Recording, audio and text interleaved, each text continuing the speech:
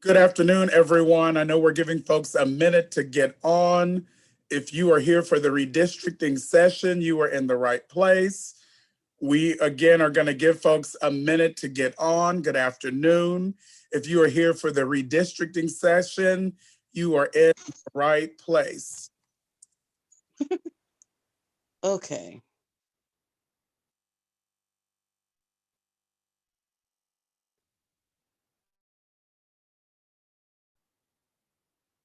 Hi, Jamal. Can you hear me? Yes, I can hear you loud and clear, Madam President. Welcome. Thank you so much. Oh, okay. There I am. I think.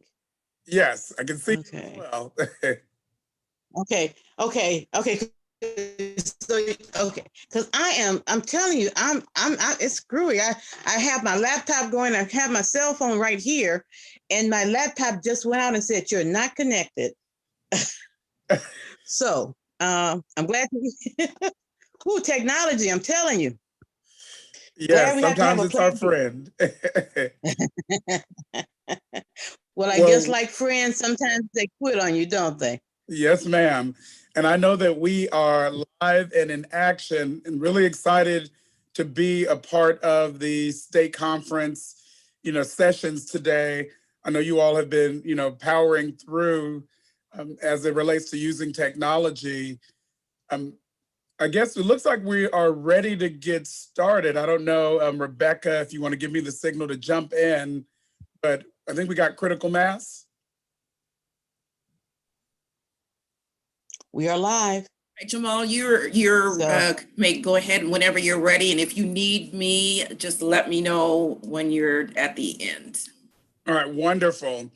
Well, first and foremost, I want to say thank you to the leadership at the state conference, President Bowling Williams, Rebecca Carrington, who I just briefly met, getting us set up by using technology. We know that in this political moment and in this moment in our country, hopefully folks are able to be safe at home and to be able to really, do their best work from home without being exposed to this global pandemic known as the coronavirus or COVID-19. But I'm going to step back and lift up my name, Jamal Watkins, Vice President of Civic Engagement with the NAACP. I serve at the pleasure of our national leadership, our board of directors headed up by Chair Leon Russell, Vice Chair Karen Boykin Towns. As you know, your president, Barbara Bowling Williams, is a part of our national board. And then my president and CEO, Mr. Derek Johnson. This session is going to be about redistricting. And so we're going to dive into, what's happening on the redistricting front. But what I'll do is sort of lean into how we've gotten here from a civic engagement standpoint, talk a little bit about the census, if you will, and then jump into redistricting. Now, I know because we are not able to be physically together that we're using technology, and so we're going to have to play around with it, but we will do Q&A and discussion and be interactive as much as possible. But I'm glad to be here with you all. And if you can see my screen, I'm going to go through the slides first and then pause to have Q&A and a discussion. Feel free to use the chat function if there are things that you have questions in regards to that you don't want to, have to remember or write down, because we'll go back through and make sure that we're answering those questions. And you also can lift up your hand. I feel like we are a small enough group where we can do some live Q&A. So I'll even be able to take you off of mute so that I can hear your voice. But with that, let's jump right in. So when we think about the association and the NAACP, we know that the association is powered by volunteers. We are the oldest civil rights group in the United States. We represent 2.4 million members, advocates, and activists in community around the country. We also represent about that same number online. So think Instagram and Twitter and Facebook. And so under the leadership of our president and CEO, President Johnson said, we got to get this right when it comes to this thing called elections and democracy. And it really means adding up people. That's who we are as the NAACP, along with the data and the data science of winning elections. Now, you see on your screen, there is a word that says GSSA. GSSA is a Colorado data analytics firm based in Denver, Colorado, headed up by a gentleman by the name of Dr. Al Yates. And so we have partnered with GSSA to get right the work that we're doing, because people plus data equals victory. Like, if we know what's happening in community, we know where the people are, we get with the people we need to get with, then we can do our best work in turning out voters, educating voters. But this thing called redistricting is connected to that, because people in community have to be counted every 10 years through the census. And then that's used for reapportionment and redistricting. But this notion, or this theory of the case, is that our focus is always people-centered. And so, quiet as it's kept, if anyone says, well, why does the NAACP matter? We matter fundamentally because we are people-powered. That in every single community, you will find an NAACP leader and volunteer that is willing and able to do the work on the ground. And that's what makes us unique in this ecosystem. But I want to talk a bit about this election, the census, and just what happened. So there's a quote that the future is best decided by ballots, not bullets. Who do you think said that? And I'll pause for a minute and see if someone can guess in the chat function. Who made this quote? The future is best decided by ballots, not bullets. I'm gonna give it another 10 seconds. Okay, I see MLK. Thank you, Mr. Slaughter. Anyone else have a guess? All right, going once, going twice. The quote was actually uttered by, thank you, Linda, Ronald Reagan. And that's not surprising or shocking, because when you think about where we are in this current political moment, President Reagan, who wasn't always a friend of the Black community or our folks, we agree that the future is best decided by ballots, and ballots are actually cast by people. And so the will of the people has been the focus of the association over the past few months as it relates to the election. We know that at the close of this election cycle, literally next week, the Electoral College is going to bring it home and close this thing out, hopefully, at least when it relates to the presidential. We're still working in Georgia, but the will of the people has to be the focus. The second thing I wanted to lift up is that in this political moment, reminding folks that the NAACP is nonpartisan, but we are not blind. And that means at the end of the day, we don't endorse candidates or parties, but we are here to support the will of the people and represent the Black community. We also are very clear, given the research and what's been happening in this country, that COVID-19 still matters. Next week, we're going to have a session where we're talking about the vaccine, for example, but we know that as it relates to the coronavirus and the impact on elections, the impact on the census, the impact on our reality, it has been a critical factor in shaping how we've lived and how we're going to move forward in the near future. We also are clear that provisional ballots and ballot curing, and this still matters in the state of Georgia, but wanted to lift it up, that we are still in an election cycle, even though we're going to get hopefully some settlement on the presidential side next week. And then our fundamental goal is to count all ballots. We agree with former President Ronald Reagan that the future is best decided by ballots, by people, the will of the people. And to that tune, let's talk a little bit about what we as the NAACP did to actually impact this election. So our program, by the numbers, are very clear. You all did an amazing job. And when I say an amazing job, I literally mean that we, the Black community, the NAACP, our partners and allies, made the difference. Sit back for a second and think about it, if you will. There's about 30 million plus African Americans eligible to vote in this country this year. That is the most in the history of this country in terms of the recorded record, if you will. We as the NAACP decided we were going to go after and reach about 12 million potential Black voters out of that 30 million. That's almost half of the Black voting population. But we knew we were big enough and strong enough to do this in a targeted way. But we lifted up 12 states where we had to go a lot deeper.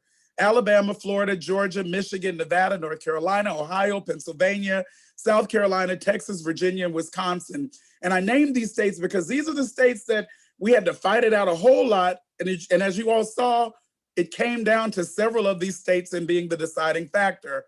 Think Georgia, think Michigan, think Nevada, think Pennsylvania. And so when we look at these states, we were able to generate 200,000 plus what we consider to be high-level civic engagement volunteers. Now, all of you in our units and our members are volunteers. You volunteer with the NAACP year in and out. But for this cycle, we had some folks who said, I'm going to double down and actually take on the responsibility of reaching my neighbors, texting my neighbors, and really connecting the dots. So we had a little over 200,000 of these folks, and it included some of our partners.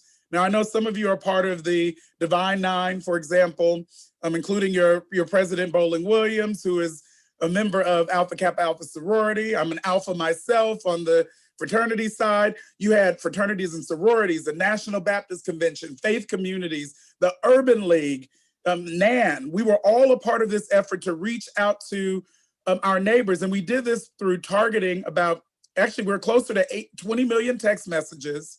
We sent about 4.5 million pieces of direct mail, 4 million individual emails, about 700,000 live phone calls, 121 million, and I'm going to say that again, 121 million impressions through radio and digital. So think, if you will, in Georgia, before the election, before November 3rd, we reached 90% of the Black population just by placing radio and digital ads in the right places and at the right time, so that folks heard our message, the NAACP message of voting because our lives depended on it.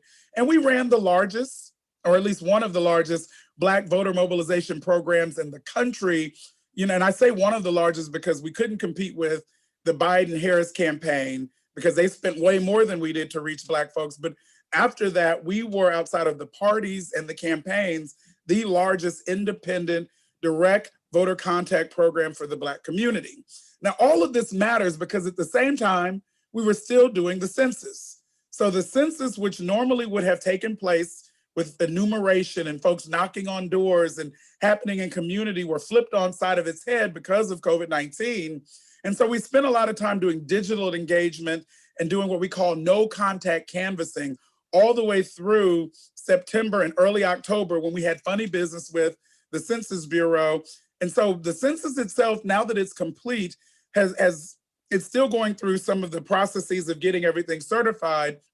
But the census, with the 2020 election alongside COVID-19, made it very difficult to ensure that we didn't have an undercount, if you will, because we know that in our communities, undercounting took place historically. And so I'm lifting this up to show that there's a connectivity between our work on the election and the census as we now pivot to redistricting. And so let's talk now about the road to 2021 and the road to redistricting. When we think about our current reality, I'm going to lift up a little bit about gerrymandered districts and unpack that some. We'll talk through what the future state looks like. Like, what does it mean to actually engage in redistricting in this current reality? And then what does it mean now that the elections are over, and what could be the ideal standards around redistricting? And for those of you who don't dabble in redistricting in a deep way, just think about it in a very simplified sort of format. Where you live determines who's representing you, but there's a process of drawing maps that includes not just you, but your neighbors. And the real question is, how do you draw these maps so that you and your neighbors are properly included in this representation process at the federal level, at the state level, and at the local level? And so redistricting allows for us to reassess that, meaning we've counted everyone in this country, young, old, citizen, undocumented, everyone who lives here in theory.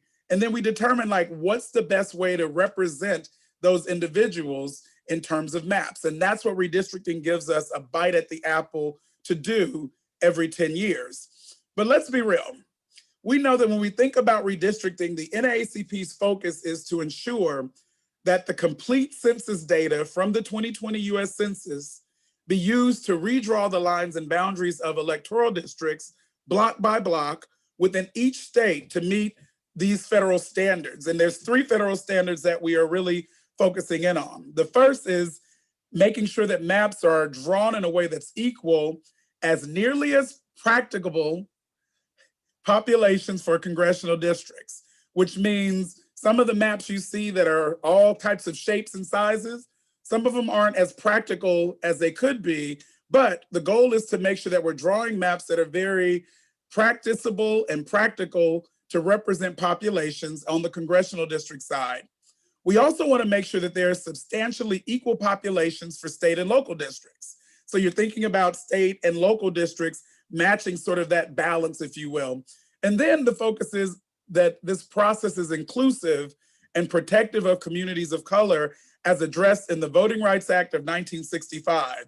Now, for those of you who do voting rights work deeply, you know that the Voting Rights Act was gutted, Section 5 in the pre-clearance section was pulled out. And so we're trying to make sure that we restore and provide coverage for this section of the Voting Rights Act relative to the maps that are being drawn in redistricting.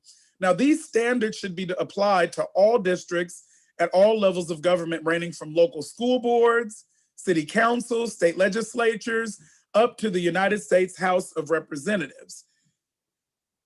But here's the reality, folks, and we know this, that the status quo is gerrymandered districts. I'm going to say that again. The status quo is gerrymandered districts. So there was some research done that really showed, how unfair districts have been drawn based upon gerrymandering. And there was an approximation that in each election, federal election as it relates to the US Congress, about 59 US House seats are won unfairly because of gerrymandering.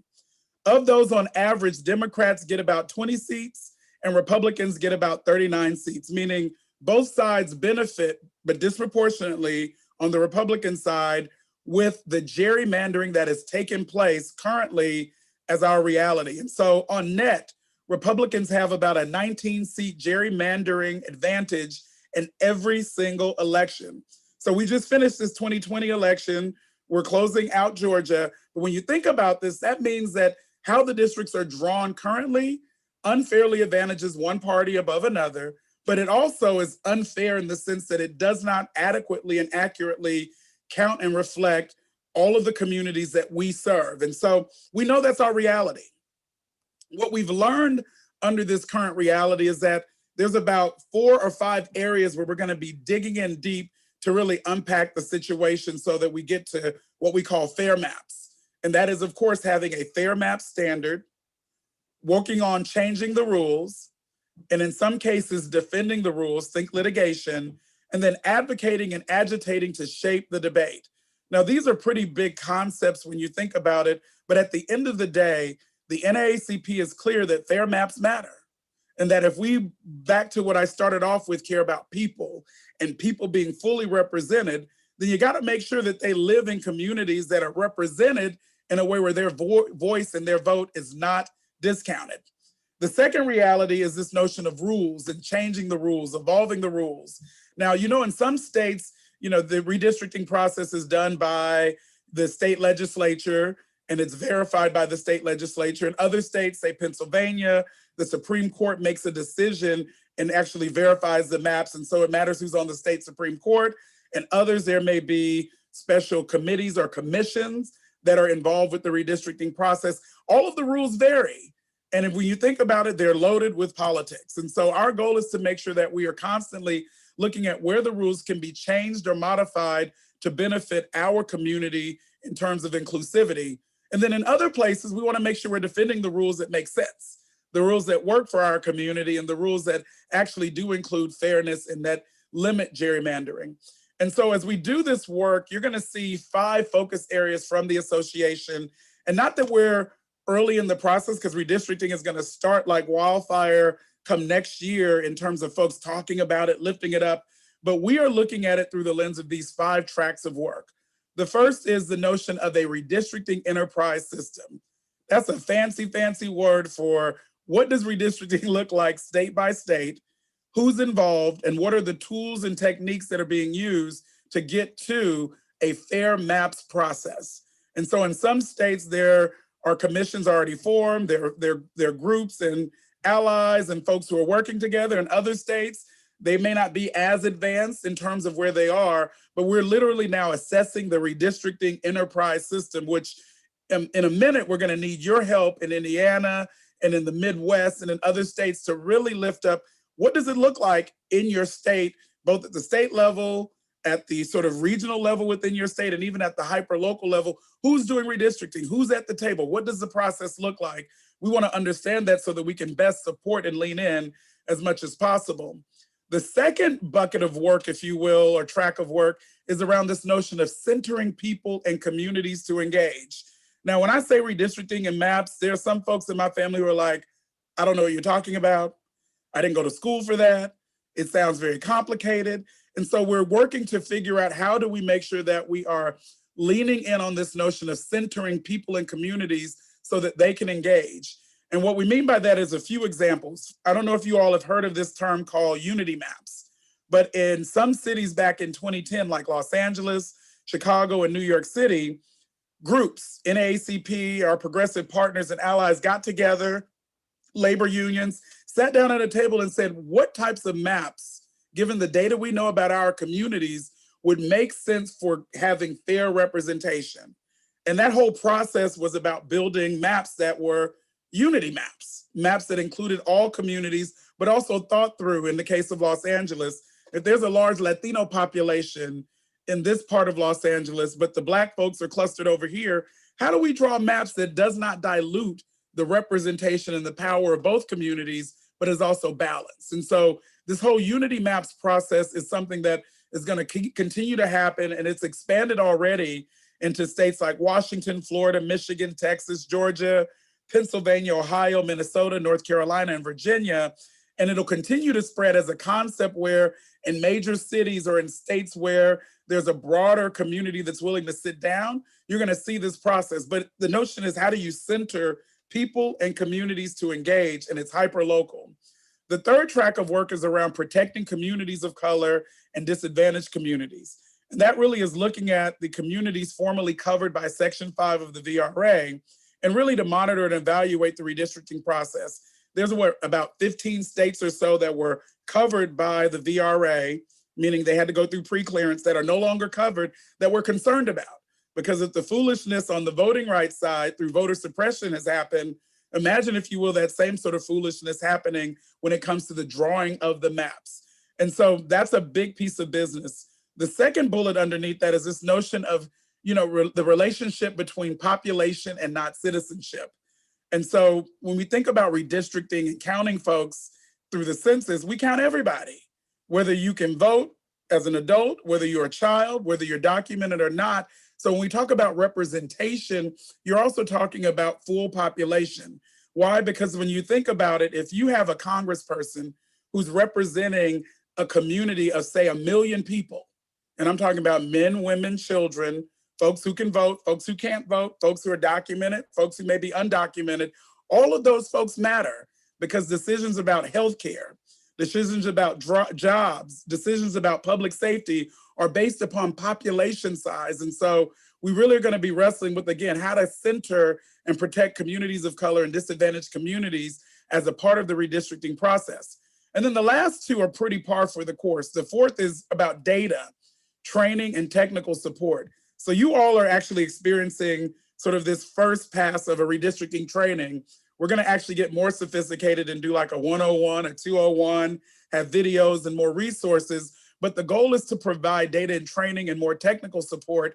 For example, there are folks out there who know how to draw maps, and they were taught by experts, and they actually aren't the experts themselves, in the sense that, my grandmother can learn how to draw a map. My cousin can learn how to draw a map. My aunt can learn how to draw a map. NAACP leaders can learn how to draw maps if they so choose. We want to be able to provide that training and that technical support so that in conversation, for some of us, we're going to be drawing maps alongside these experts and say, nope, your map doesn't look like the map we need it to look, given what we know. But then there's a whole group of folks that are going to be doing the advocacy, sort of talking about what are the principles of drawing the maps and what should be considered. And then there are folks who are going to be front and center in meetings and doing all of the pushing around the technical support, the data analytics. And what it really means when we provide this fourth track is that we want to make sure that the NAACP can show up in its fullness, all of our volunteers at various levels, to make sure that we achieve fair maps. And then the last bucket or track of work is around communications. We got to talk to each other, but we also have to talk to our communities and talk to the nation. We have to make it clear why this process of redistricting is so important. We did a good job with the census. I think folks got it that you got to be counted, and so that you're not discounted. But now the question becomes, how do we make sure that representation happens in the drawing of maps? We don't want to see this pack and crack strategy that really has permeated throughout the country. You know, you think about the gerrymandering that takes place, it's to silence our voices. And so we want to communicate with our communities to shape the debate, to create a demand and make sure that folks know, like, this is important.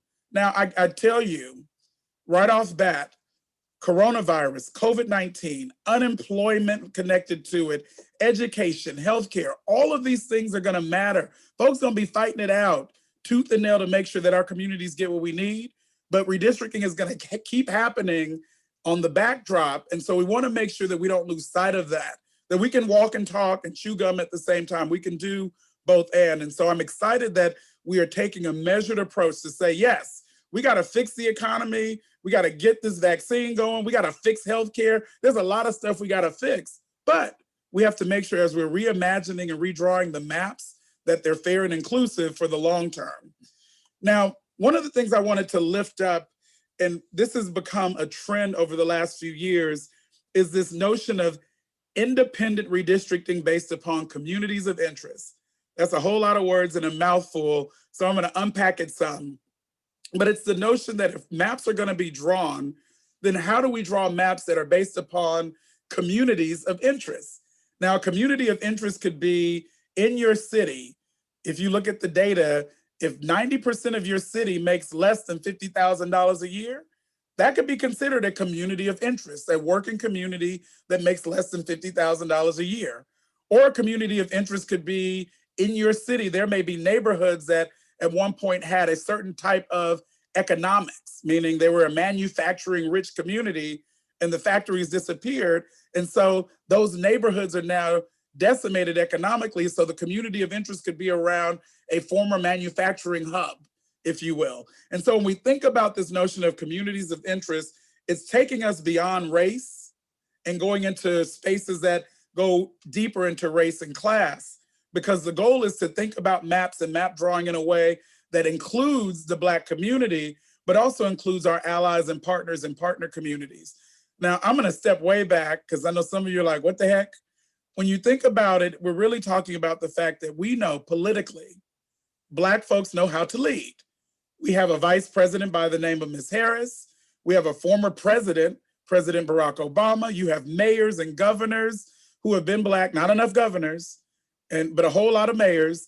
You have folks on the congressional side, the House side, and the Senate side. So we understand that we can lead communities of interest, even if they aren't necessarily Black communities. So this whole redistricting dance, if you will, around communities of interest is literally, how do we look at drawing maps in a way that's inclusive of racial and ethnic communities, but also go beyond that, because some of our communities have allies and friends that are more connected to us and should be more connected to us, but are not because of intentional gerrymandering.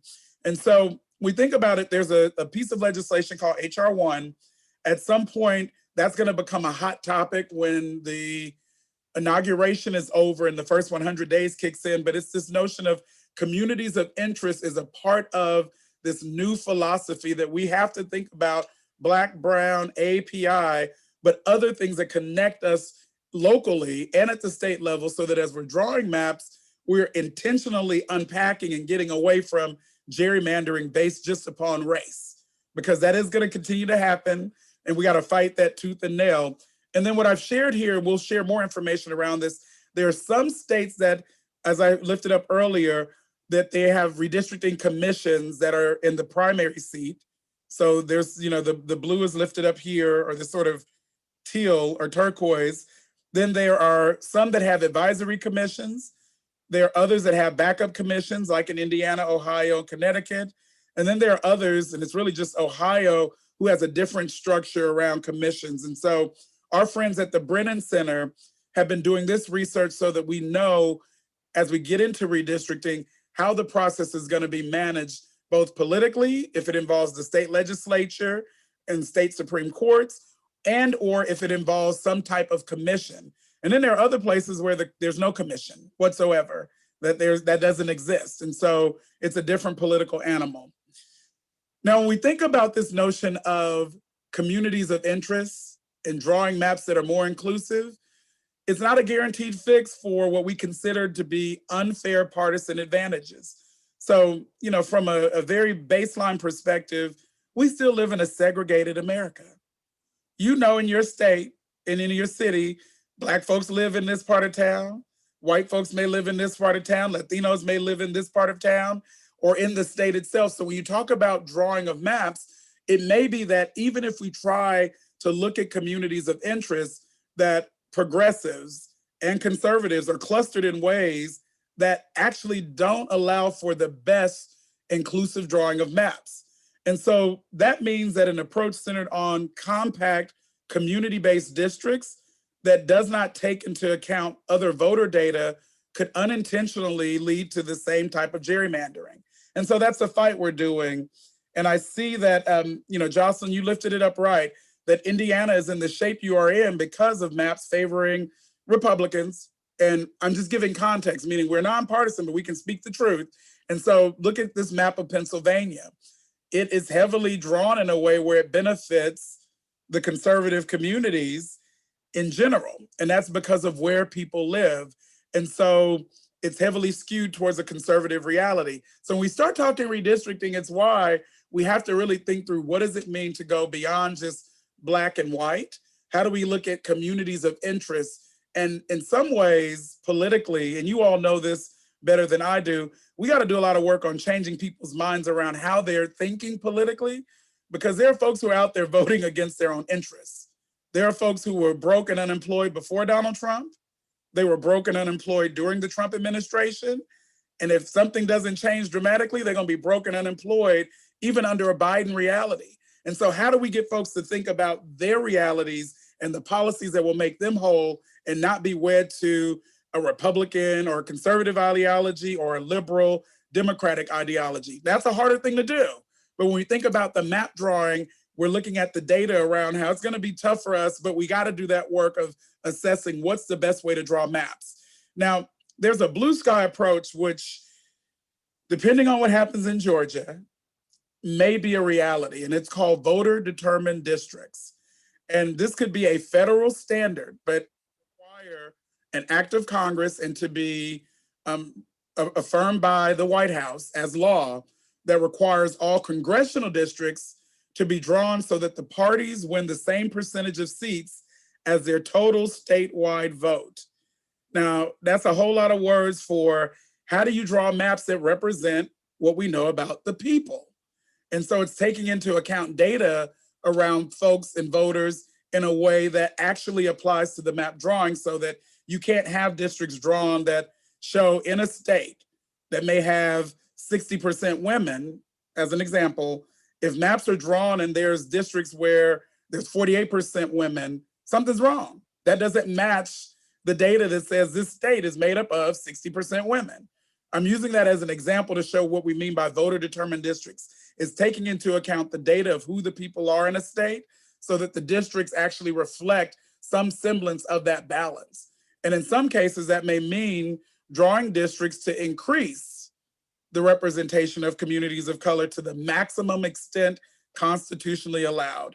And that is literally something, that's why we call it the blue sky approach. When we looked at this data, if you can draw maps that take into account Black, brown, gender, where people live, how they vote, rural, and urban in a way that's about voter determined districts, you would actually have the potential to elect more people of color to Congress. And I'm talking about Black folks, Latinos, Asian folks, Native folks.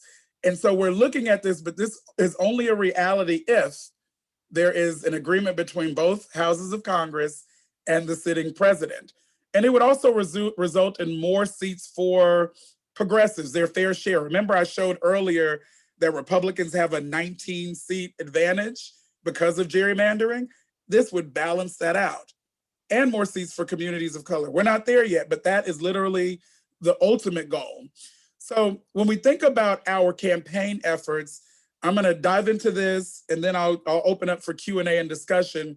We have 4 tracks of work that we are gonna be focusing in on in the new year. The first is field.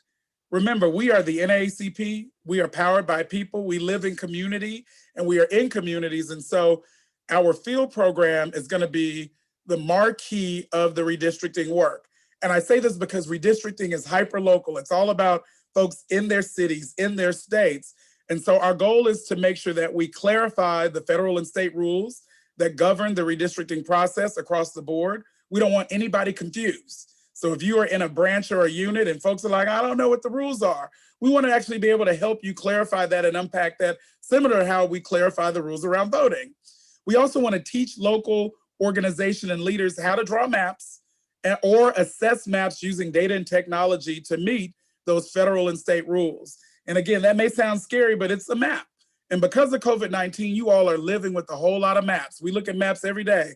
How many folks got sick in this city? How many folks are hospitalized in this county? We're looking at maps a lot more because we are in a different reality. It's going to be the same thing with redistricting, looking at maps but asking different questions. Like, why did you draw this funky little district that looks like a J?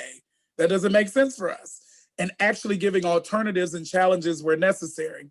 The third bucket under field is to produce education and trainings, mobilization and advocacy efforts, meaning how do we work with you all as a state conferences, as units, to think about the tools that are needed to train the broader community, to train those who are going to go deep, but also to train those who just want to have an eye on it, a critical eye, if you will, on the process of redistricting.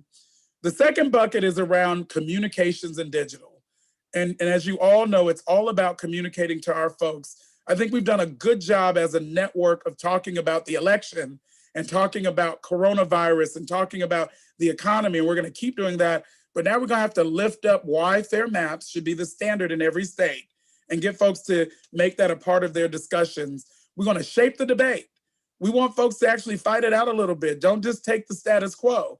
And as has been lifted up by Ms. Whitaker, we know that gerrymandering has benefited one side over the other. So we're going to have to do that work in terms of getting folks to lean in. And then we want to equip all of our units and our organizational leaders and our partners to create a narrative that actually lets the public know what's at stake. So it's not like, oh, we did the census, let's go home. No, we did the census, now we're about to do redistricting. We're not done. We got more work to do, and it's all interconnected. So this whole communications arc is going to be key, and we're going to need you all to help us actually make it make sense. So you may say, hey, we need some graphics and some tools that are real simple because in my community, folks aren't getting it, and so we got to start at the baseline. And then somebody else may say, nope, I need a training for folks who are drawing maps because we want to learn how to draw maps and go deeper because we got a big fight on our hands in our county. And so we're going to do this through communications and digital to make sure that we are communicating to the right folks at the right times with the right information. And then the third track is literally legal. We will sue any and everybody to make sure that these maps are drawn in the fairest way possible. And that means litigation and efforts to combat state and local racialized gerrymandering practices. So the first thing, of course, and I've lifted this up a couple of times, is to make sure that we provide protections for states that were previously covered by Section 5 of the 1965 Voting Rights Act, but also to introduce new and necessary legal challenges in states where unfair and unconstitutional maps have been drawn. For example, we have been fighting prison gerrymandering, and we've had a couple of lawsuits that we've been involved with prison gerrymandering, because we see that in some communities, they will actually look at folks who are incarcerated and say, nope, they're residents of this community where they're incarcerated, when we know that's not always the case or the case. And so we have been arguing that we have to look and work with the Bureau of Prisons to make sure that they're looking at last known address of those who are incarcerated for map drawing. And that also includes the census. So it's a very tricky dance, but we want to make sure we're doing the right challenges so that the communities are getting what they need in terms of representation. And then the last piece on the legal track is to act as a legal monitor as the redistricting process unfolds in 2021. And there are a lot of lawyers who are going to be leaning in on the redistricting side. One of our good friends, our board member, our leader from the great state of Texas, Gary Bledsoe, who has been on the redistricting front lines, will tell you very clearly this sometimes doesn't end when the redistricting cycle ends. It may take years and legal challenges to make sure that maps that are drawn unfairly are actually unpacked or flipped, because we know there's other folks out there who are not trying to draw inclusive maps because it's all about a power play for them and their interests. So with that, I'm going to wrap here. We're going to do Q&A and dialogue with our remaining time, but we have a Chief Strategy Officer, Yumika Rushing, who is helping us to lead this process and this project around redistricting. And as I said, it's a moving, living, breathing thing. We're still developing all of the strategies and tactics. You also have our friend, Hillary Shelton, Senior Vice President for Advocacy and Policy, who has been in the fight with us on redistricting and understands the nuances and is really working with Yumika to make sure that we get this work done. And then you have our civic engagement team, which I have the privilege of being a part of, where we're connecting the dots, meaning we just got through an election cycle. We're still fighting it out in Georgia. Census is concluded, but now we're pivoting to redistricting, and all of the people and the energy and the work is interconnected. And we want to make sure that that story is told and folks get, it's not time to go home and go to sleep. It's actually time to keep the work going, but slightly shifting it to a different focal area. And in this case, that would be redistricting. So I think I've covered the bulk of what I wanted to lift up in this conversation, and want to pivot to Q&A, discussion, questions. But before I do that, I want to offer up to President Bowling Williams, if you have any comments, thoughts, or any lead in to what was just shared before we open up the floor for Q&A.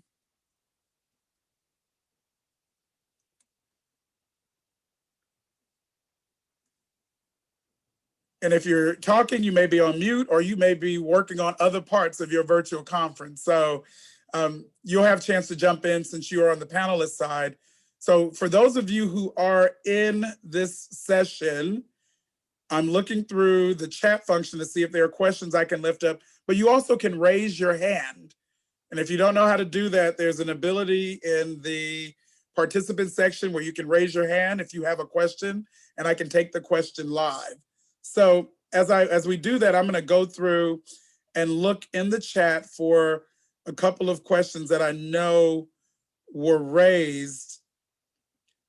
So I'm going to start with the question from Ms. Jackie, who lifts up, do you support or advocate for increasing the number of representatives, or ideas like proportional representation, large districts with multiple representatives elected?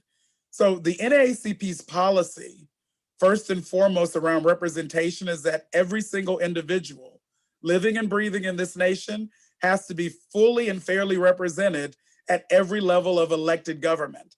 So for example, I live in the state of DC one day, but I live in the city of DC, which is the District of Columbia, which is a city, but not really. We're part of the federal government, but I don't have a vote in Congress, meaning I don't have a representative in Congress, nor do we have senators. So when we think about our fundamental policy, the notion of increasing the number of representatives, yes, if it means covering folks who do not have proper representation, say in the District of Columbia. The second part of your question around multiple districts with multiple representatives elected, the jury is still out on where that stands in terms of what's best for communities. There's a lot of debate around if, multi-level districts or super districts, if you will, are the best solutions. But right now we are operating from the vantage point that that's not policy or law. And so we are working with the fact that, one district, one representative. That doesn't mean we won't evolve as an organization or as a country. And that process is pretty much done through, as you all know, the resolutions process. So if there are folks out there who believe that's the way to go, you got to write a resolution. We have to look at the research, and the members will hash it out. And if that ends up being the best solution for the Black community, for the nation, and it's adopted by the NAACP, then that becomes our policy. But right now, we don't have a standardized policy around what we consider to be large districts that have multiple representatives, because that's not where we've landed as a nation. I'm going to go to Rhoda, who let's see if this works, allow for you to ask your question live. So you should be able to unmute yourself in this moment.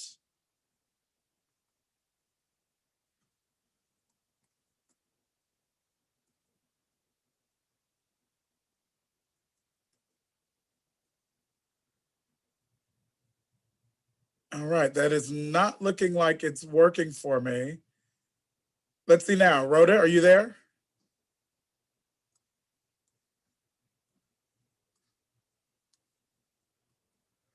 You would have to unmute yourself, Miss Rhoda.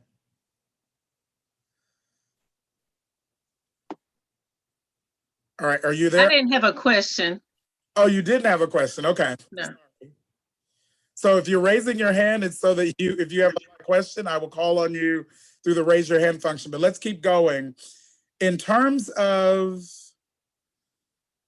questions in the chat, John wrote, knowing that redistricting is a state issue, should each state conference have a redistricting task force to monitor and track redistricting efforts and activities within their state? I would humbly recommend that for your state conference, you all should have that discussion and decide where is the best place to house the redistricting work. Some state conferences are looking at it through the lens of their political action committee, which pretty much is a standard committee across the nation and across branches and units, so you don't have to create new infrastructure.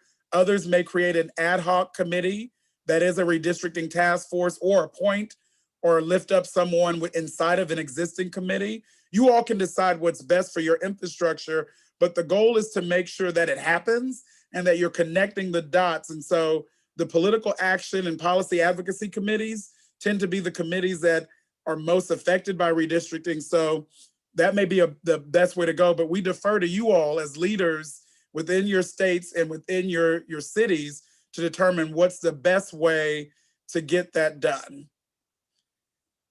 Now, in terms of a question, I'm looking at the question from Dr. Calvin Kelly. Dr. Kelly, the question is, when will you begin to teach us to draw maps? We are working on a training arc that will start in the new year, most likely, late January, early February, when we're ready to roll out some of the redistricting map drawing sessions. We have a gentleman by the name of Anthony or Tony Fairfax out of Virginia. He runs an organization called Census Channel LLC. And so Tony has been working with our president and CEO and our team around scheduling and setting up what that can look like. And when we say teaching folks how to draw maps, a lot of times it's going to be an introductory process because you got to do it in order to learn it. And so we will kickstart that. But in the meantime, we would encourage you all to take a look at your current maps. Just get a sense of what's already existing in your state, in your cities, in your counties. What do the maps look like currently? Who's being represented? So if you get a fundamental understanding of what's already there, when it comes time to think about how do you redraw based upon new data, it makes life a lot easier. I see a question from Linda. What's the most effective way to be a part of the redistricting in the state of Indiana? That is a question that I think you all would have to sit down as a state conference and really unpack, because part of it's politics, part of it's process. And I say that not to try to divert from answering the question head on, because it's not really a one size fit all. It really depends on what does the state of play look like in Indiana. So for example, what are the organizations that are already leaning in on redistricting? For example, on the progressive side, it could be groups like Common Cause. It could be groups that are not represent. It could be your Democratic Party has redistricting committees that are already going. So you almost have to assess what's happening in the state of Indiana, who's leading on what, and then do the sort of analysis around where do we fit in as NAACP? Are we going to be more of an advocacy driver? Do we have to coordinate tables and bring people together to actually organize? Are tables already existing? So it's a bigger question, I think, Linda, around you all having a team and a team discussion around the strategy of asking the question, who's doing what in the state? What does redistricting look like before? 10 years ago, what was the process? Who led it? Who were the winners? Who were the losers?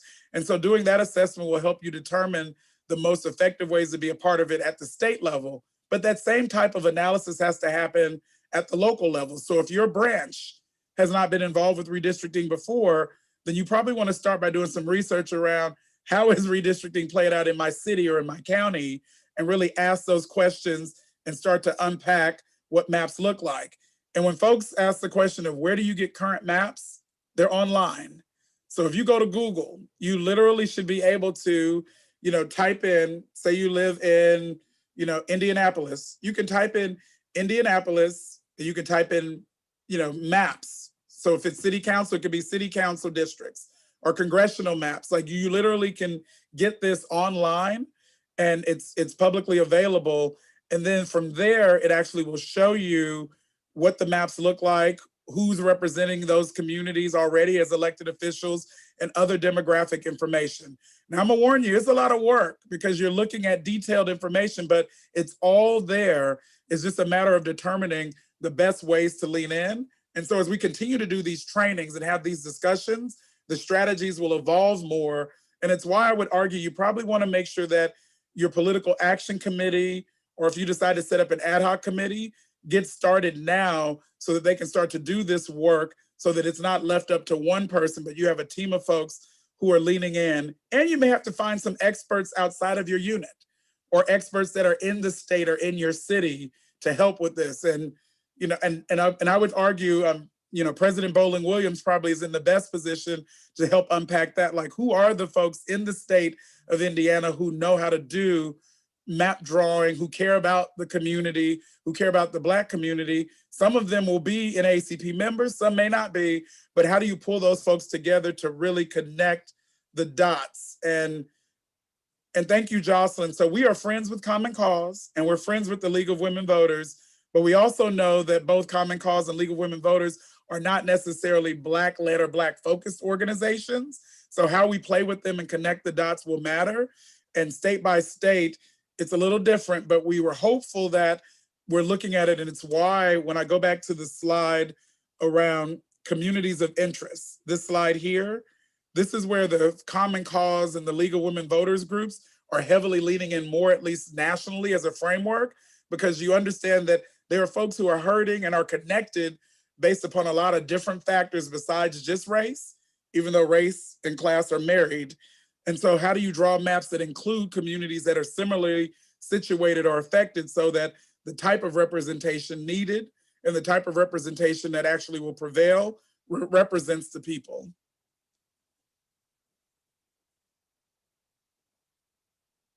So one of the questions that keeps coming up is, will these slides be given out? Yes. So we will make these slides available to the state conference. Once I'm done with this session, I'll package it and share it out.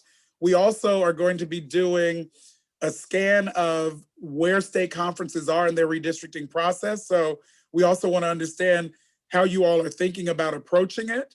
If it means you're going to set up a committee or if you're going to leverage your political action committee, just really unpacking what it means for your state. And that's an iterative process because it is state by state and community by community, as opposed to it being, a one size fit all.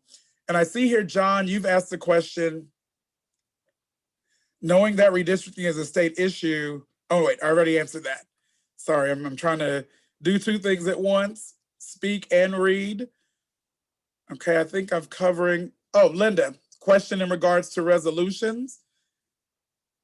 It's the standard resolutions process. So I would argue if you're interested in a resolution around redistricting and redistricting processes, it's like writing any other resolution. It's doing the research, thinking about what you want to lift up and getting folks to buy into it and going through your resolutions process, which goes through the state conference. So, not to spend too much time on it, but it's our standard resolutions process. And if you're not familiar with the resolutions process, you have a representation or a rep on the National Resolutions Committee.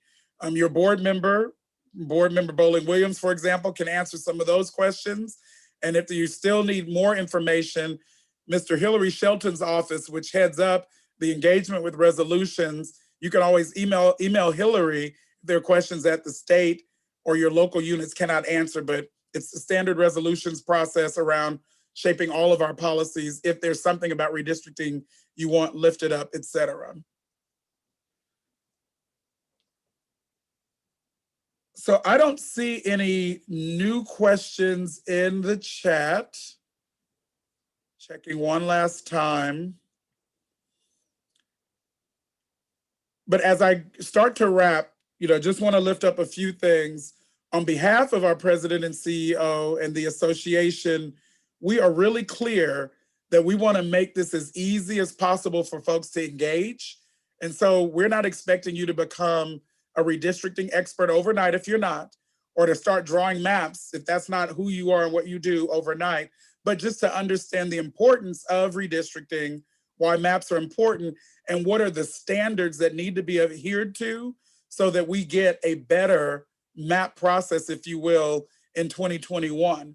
Now, there's going to be some of you who are going to go deep with this. This is going to be your thing. There are others you're going to touch it lightly.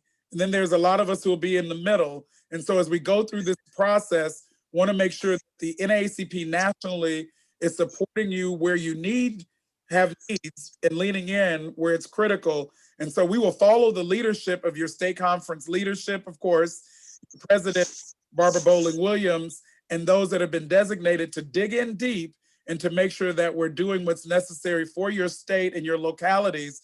But we know it's hyper-local. So it's going to take some work from you all to really dig in on how you want to engage, what that looks like, and what makes sense for Indiana and beyond. So just wanted to lift that up.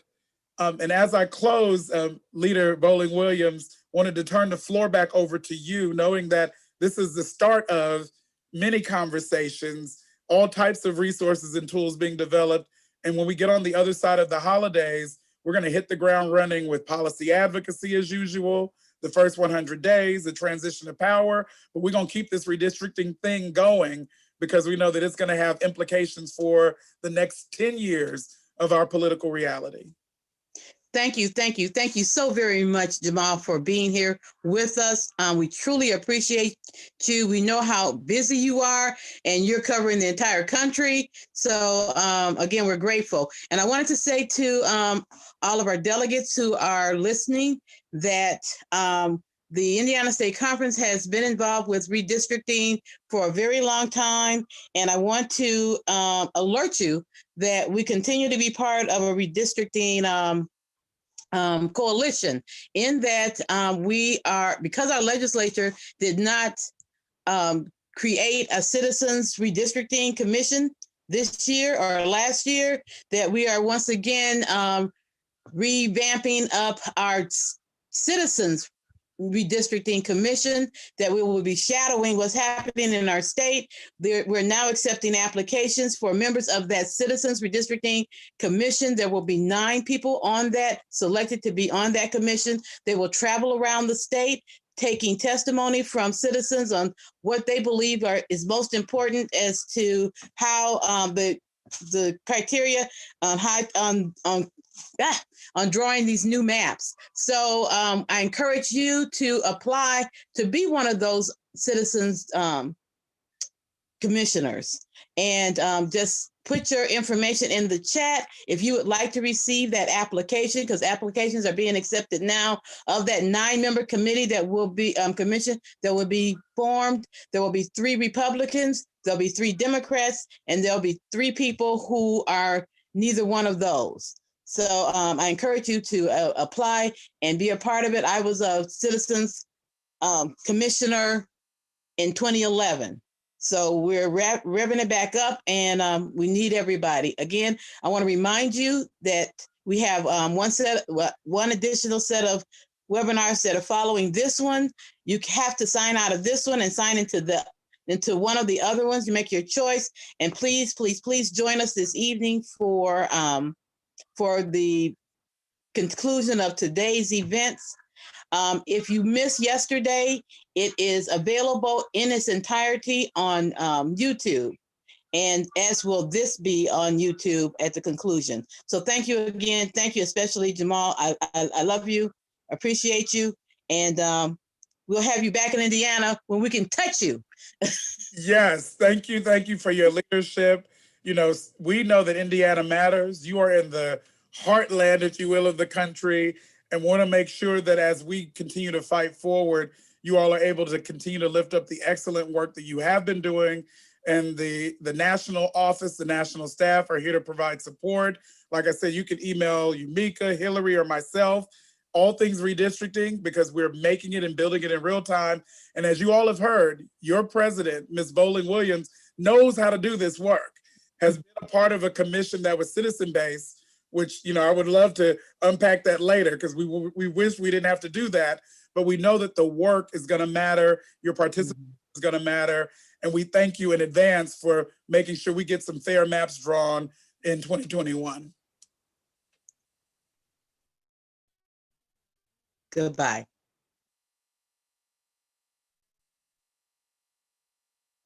Okay. Okay, we'll leave.